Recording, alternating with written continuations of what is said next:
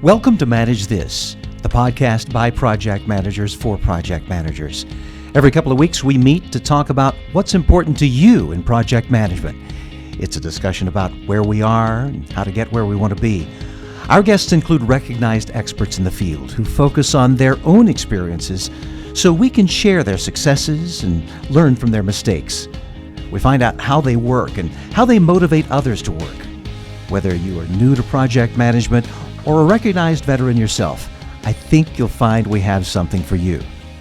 I'm your host, Nick Walker, and with me are the two guys who make this all happen, Andy Crowe and Bill Yates. And Andy, today we're going to reach southward into another hemisphere of the earth to talk with someone who's well known in every hemisphere. Yeah, I'm excited about our guest. Liliana is a renowned expert and somebody that is going to really be a good contributor to this show. She's on the phone with us all the way from Montevideo, Uruguay. Liliana Buchtik, who's known worldwide as an author, trainer, keynote speaker, and consultant. She's the author of the second edition of Secrets to Mastering the WBS in Real-World Projects, published by PMI, the Project Management Institute. She has also written 2 Spanish bestsellers, including Secrets to Mastering Risk Management in Real-World Projects, the first and only Spanish book about project risk management.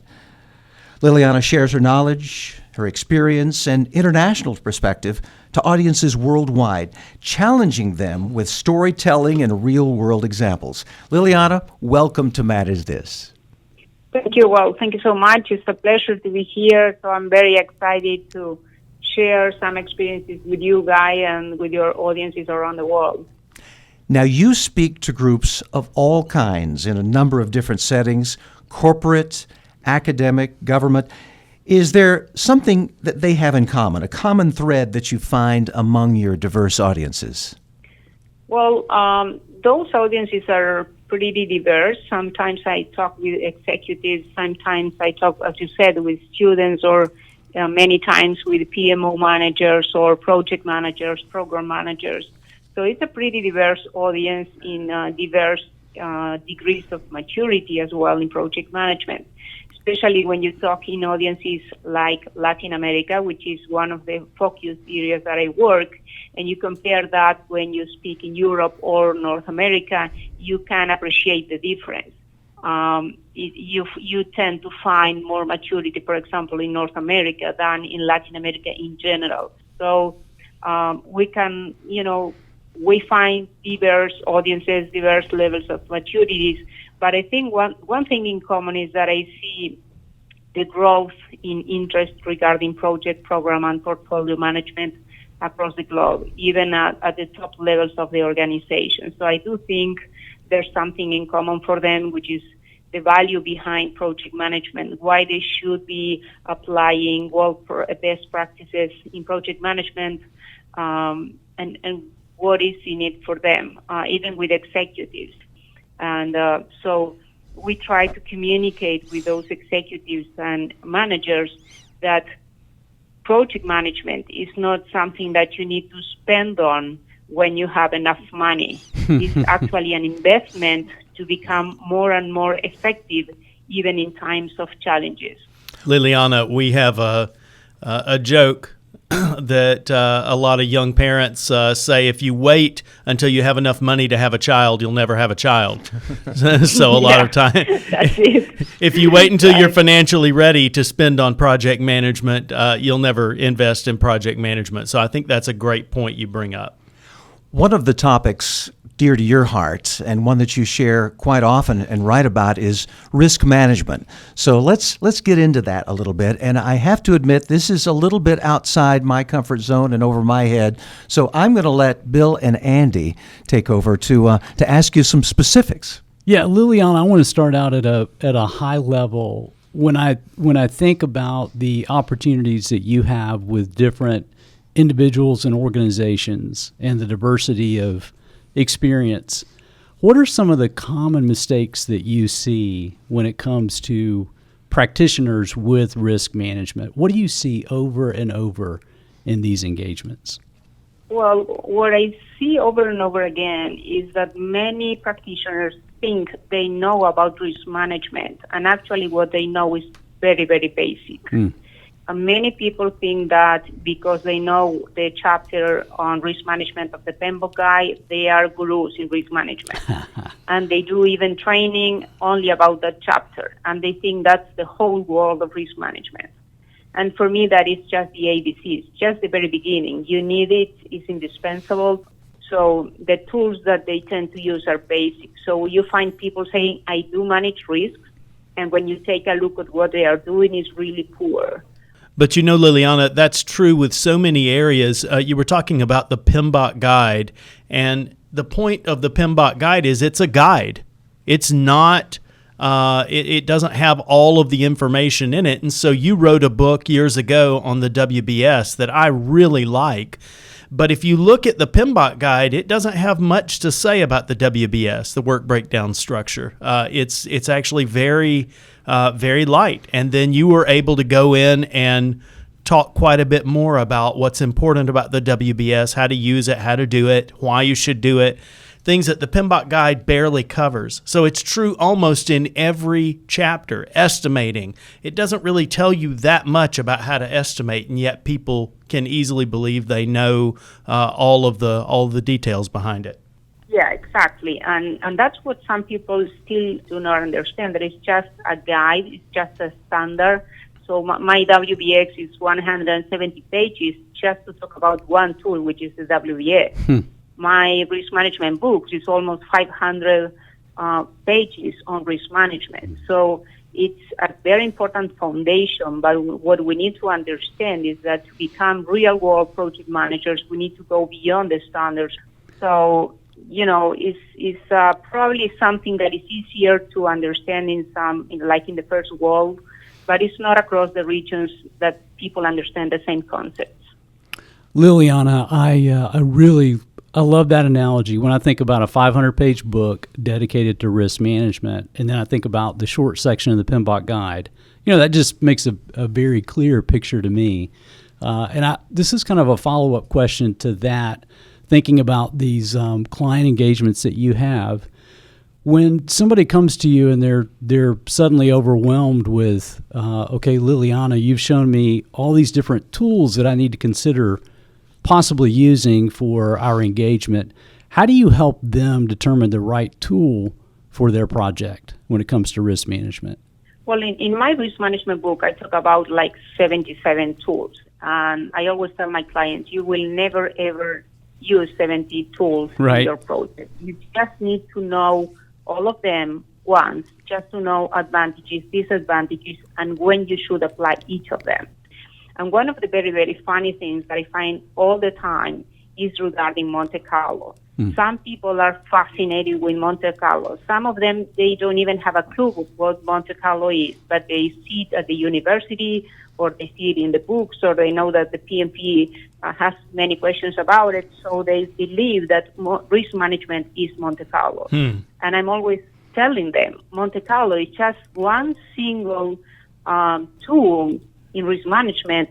So I'm always telling them, if you don't have a good risk management plan, why do you need Monte Carlo analysis? If you don't have quality data, historical data, then, you know, garbage in, garbage out. Right. So some people want to use tools sometimes without even knowing if that is the right tool or no. So you need to work with them in every situation, explain the tools, explain the value, explain the requirements. Liliana, I have a question for you. I've spent a decent amount of time in Latin America, and I've noticed as I've traveled through and worked with different chapters and different organizations that Agile is really taking hold, especially in some places. I've spent time in Santiago, Chile, and in Buenos Aires, Argentina, and it seems that Agile practices are really, there's a lot of interest, especially in Latin America, maybe even more interest than in North America. I'm not sure how to quantify that. When you work with organizations, how do you apply risk management to Agile projects? Well, actually, it's kind of funny because many Agile practitioners believe that they don't need risk management because the way they manage Agile projects it's like they don't need it. And, Right. and this is something we need to work with them to explain that there's complementary things. You can use work in an agile manner, but despite that, you still need to have even a basic risk register, because even in a project, for example, I have working projects with a project manager and a scrum master. The scrum master will lead, for example, the software development piece, but the project probably is bigger and has acquisitions or other things. So Agile doesn't tell anything about that. So for that, you have to do risk management from the PM perspective. And obviously, using Agile, you should be decreasing the risk specifically in the software development process. You know, for me, it's a mistake saying that even I do Agile management, I don't need risk management. So let me understand a little bit more with that, because in a typical waterfall project, risk analysis starts early and happens throughout the project, and you're going to identify the risks and assess them and develop plans and contingencies. How do you apply this in Agile with these? Let's say you're dealing with an Agile client that does these 21-day sprints over and over and over. How do you work? How do you adapt to that? How do you adapt your risk practices? Well, actually, the risk register is a live document. You should be updating it all the time. Obviously, that also depends on how risky the project is. For example, a few years ago in Latin America, specifically in Chile, was very popular the rescue of 33 miners. Right. That was a very huge, a very risky project, because you had 33 guys down the earth, and every minute you had to be checking risks. So in that way, you had to be checking risk every single day, and they had a full-time risk manager all the time there. But sometimes in some projects, or let's say you have a software development project to build a website, you probably don't need to check the risk register every day, but at least once a month or once every 2 weeks. Or not only you need to go over all the risks, but for example, just the critical ones, 2 or 3, to make sure everything is on track and you will not fail. Liliana, those are great points, and what resonates with me is this idea of we have to adapt. We have to be flexible with our approach, even with risk management, depending on the environment we're in, depending on the type of project it is, and even the methodology that we're using. Given the experience that you've had with so many practitioners, I wanted to ask this question. When you walk into a room and you begin a conversation with a project manager, at what point do you go, okay, this person seems to have a good handle on risk management? What are some attributes or some characteristics of someone who seems to have their act together when it comes to managing risks? Well, one of the very first things I do when I do training is to sell risk management, the importance of it. So I use a lot of pictures with failed projects, and I explain the reasons for failure. And many times, most of the reasons are things that you could have managed that were under the control of the companies, and they didn't manage them. So I kind of show samples so they do realize that we do have many things in our hands to do, because sometimes some practitioners have the perception that, okay, we don't do risk management because at the end of the day, what kills our project is not in our hands. However, there's many studies, not only by PMI, but by other organizations and diverse industries, that confirm that most of the most frequent risks occurring in projects are under the control of the organization, not all of them. So the first thing you need to work with that project manager to make sure risk management becomes part of their culture. Some years ago, it was very popular, the quality management culture, and everybody was certified. And that said, quality is the responsibility from the very top to the very bottom. Everybody is responsible for quality. In a project, it's exactly the same way, because some individuals believe that it's only the responsibility of the PM or the risk management office or the PMO, and it's not. It's the responsibility of every single individual, and sometimes either stakeholders vendors, contractors, and all together need to work to make it happen and to make it work.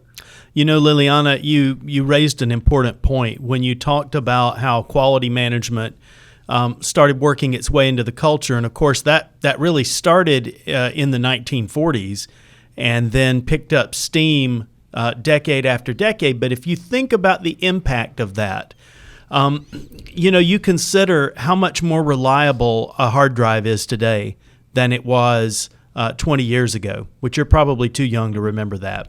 But the guys in this room, No, don't believe that. we definitely remember those times. And you think about how many more miles a car is expected to get without any breakdown today than it was. Now you have car manufacturers offering 10-year bumper-to-bumper warranties, which back in the 70s, that would have been unheard of. And now, because of that culture of quality. So it makes me really wonder what would we have to look forward to if that kind of culture of risk management worked its way into projects and organizations. I wonder what the downstream benefits would be. It's actually a very interesting question. It is. Well, actually, for example, I have a client now. They are constructing a Hilton hotel. And it's a very aggressive project because they have a very short timeline. And they were not using professional risk management. And we started to pilot a new methodology on risk management in that project. And I talked with them because we are doing monitoring on the pilot. And they told me recently, we are 8 weeks behind schedule in a very aggressive project. And we believe it is because we are doing risk management. So now we can, in advantage, we can think of potential problems and we can act on it. And one of the other things they told me is in the past we thought we knew risks, but now we actually knew them and we can quantify it. And I can tell you how many dollars is the value of the risk we have in this Hilton project. So it is so great to see people who never used professional risk management before. Because many times the other thing with risk management, they believe it's an expensive thing or something that is extra cost. Yeah, it's seen as a cost or an expense. So you can show clients that you can save money, you can save time, you can have a better quality of life in your team, and that's actually really great.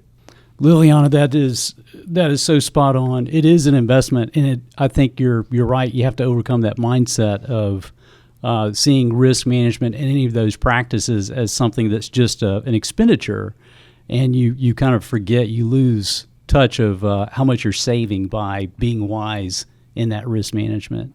Okay, I want to toot your horn for a minute. You have an excellent book on the work breakdown structure. I love that book, and there's an obvious tie with the WBS to risk management. I'm imagining that that's probably one of the benefits or one of the things that you pitch when you talk with practitioners about risk management is making sure that they build a complete work breakdown structure. Do you want to touch on that topic of the connection between the WBS and risk management? Yeah, I mean, when you have a WBS, you can be able to navigate the WBS and asking, like, for example, what risk has this exactly work package? What could go wrong with package number 45? What could prevent me from delivering package 232? So it's a way which is pretty detailed and low level. So in general, when you do a project or you are in the feasibility analysis, you are not going to use the WBS. But when you are in a planning stage and you do have your complete WBS, it's like you can use the WBS as a second check. I think the truth is, it's pretty obvious to me, you can never really understand risk if you don't fully understand the scope of your project. Yeah, I mean, that, and actually one of the three major failures of project scope changes and not knowing how to manage the scope and changes also. So if you, as a starting point, you have a good WBS, you are actually, just by having that, you are reducing way far the risk in your project. Because when you don't have a well-defined scope, you will have issues with your budget, you will have issues with your schedule, and you will have issues with everything. So yes, a very good way of reducing the amount of uncertainty in your project is starting by understanding the scope. So many times you don't know what to do, and you run to draw a schedule trying to find out the when and the how when you still don't know what. No, so that's the beginning. Some people in their project, they try to totally skip scope management. They don't even use the WBS. And actually, I do a lot of training on WBS still, and many of them just read about it at the PMBOK guide or learn about it at the course, and then they just go from documents or contracts to the schedule directly. They totally skip the WBS, and then they face the problems they face in scope management because they don't have a clear picture of what they are going to deliver. Liliana, this is Nick Walker again. I'm always curious about all these aspects of project management, and being an outsider to the world of project management, there are a lot of things that strike me. One of the things that struck me that you were talking about earlier was the culture of organizations and how to deal with some of those different cultures. I'm wondering what determines the culture of a particular organization. Is it the country that you are in? Is it the economy, the lifestyle, the history, or does risk management speak a common language? Or are there things that you have to deal with that are very maybe even minute differences, but can become larger differences in the whole scheme of things? Well, I once was at the PMI Ethics Appeals Committee globally. So when I was at that committee, I thought, well, ethics sometimes is, some people say, well, that depends on the culture or on the country. So at that time, I studied some models about culture. And there's some dimensions that you study. And one of the cultural dimensions, for example, there's a guy that it is called Hofstede, and he has a model to understand cultures. And one of those dimensions is if a culture is formal or informal. When you go, for example, to the United States or England, it's a formal culture. When you go to most of the countries in Latin America, it's an informal culture. That's just one of the dimensions to understand culture. It could be, in some ways, it's something positive. In some other ways, it's not positive. When you are a project manager, that is not a very good thing because you tend to be very informal, and to be a successful project manager, even though you need to adapt, still need to be formal in many cases. So that is, for example, if I do a project and I work with a team in the United States, it's way far easier than if I do the same thing in Latin America. But it's not only the country that you belong to that has to do with that, it's also the culture. For example, it's not the same if you are in Brazil working with a Brazilian company that working in Brazil with Hewlett-Packard or other companies that come from the United States or are multinationals. So in some ways, they have their own culture despite the country they are working at. So, when you do risk management, you need to consider, obviously, the culture and your starting point, and then move forward from that point on. But there's several things and factors. One of those is the country, obviously, and is a very strong factor, but it's not the only one. Every organization also has its own culture, and you need to work with, all these factors in common. Fascinating. Liliana Buchtik, it's been a pleasure having you on Manage This. One more thing. How can people get in touch with you for more information about your books and your speaking schedule? Well, I'm the only Liliana Buchtik in the world. I don't know if it's a good thing or a bad thing. So if you just Google me, you will find it very easily. The bad thing is that my last name is not as easy. So if you figure out to write and write my last name, you will find me very quickly. But if you just search for Liliana Buchtik, Buchtik, or you can reach to my website and you can send me a message and I will directly receive that message. My WBS book is published by PMI, so you can find it at pmi.org, or the Kindle version is in Amazon. That's my only book in English, so you can reach out to me at buchtik.com. And Liliana, I have on my bucket list to come to Punta del Este in Uruguay. Have you been there? obviously every summer, but you should come from December to March. That's summer, and it's fascinating. So you will have a really great time if you come to Punta del Este. That's the goal. That's the goal. Liliana, we have a gift for you, and for the benefit of our listeners, we are doing this by Skype, so you can see this. I'm going to hold this up. This is a smart-looking Manage This coffee mug. I have no idea what the international postage is. No, we're gonna see her at PMI Global in Chicago. I bet you this year. Are you coming this year? I still don't know, but we can talk about it. Okay, all right. We'll find a way to get it to you. Okay, and thank you so much. It's been a pleasure for me to be with Manage This, and thank you very much for the opportunity. Well, thank you again, Liliana. You know, we talk a lot about books on this podcast, Liliana's books, but things that we've just been reading. And Bill, I know you always have something that you're immersed in. Tell us about your latest reading. Yeah, I usually have several books, and that's the case right now. I've got several books on the book stand that I'm going at. So there are two that have an interesting connection. I want to tell you about two books that I've read just in the last few months. The first one is Predictably Irrational by Dan O'Reilly. And he taught at MIT. He's a professor now of psychology and behavioral economics at Duke University. Super smart guy.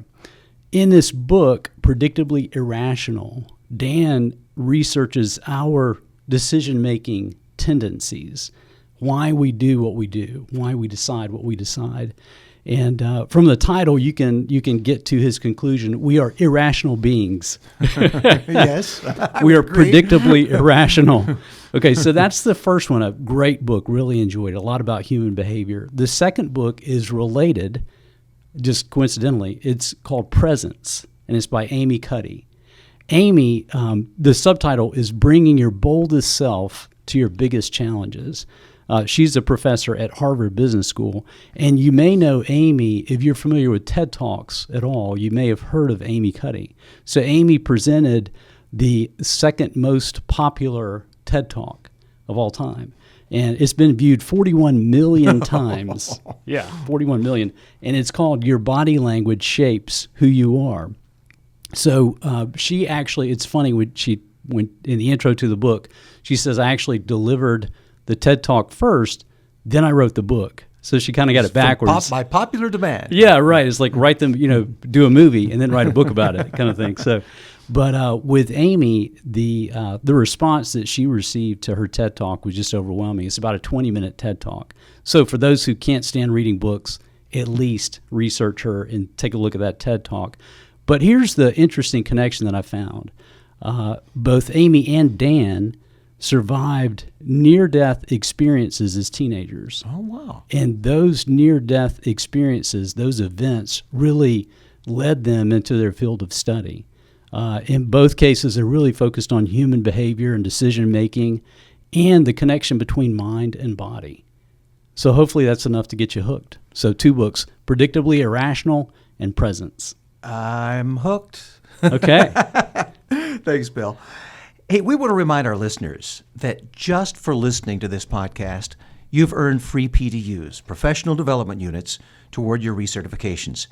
Here's how to claim them. Just go to velociteach.com and select Manage This Podcast from the top of the page. Click the button that says Claim PDUs, and it will take you through the steps. Well, that's it for us here on Manage This. We hope you'll tune back in on June 20th for our next podcast. Joshua Shattuck will be speaking about culture and leadership in the workplace. We've been talking a lot about culture here. We're going to continue some of those thoughts as we head into the next couple of weeks. In the meantime, you can visit us at velociteach.com/manage this to subscribe to this podcast, to see a transcript of the show, or to contact us. And tweet us at manage_this if you have any questions about our podcasts or about project management certifications. We'd love to hear from you. That's all for this episode. Thanks for joining us. Until next time, keep calm and manage this.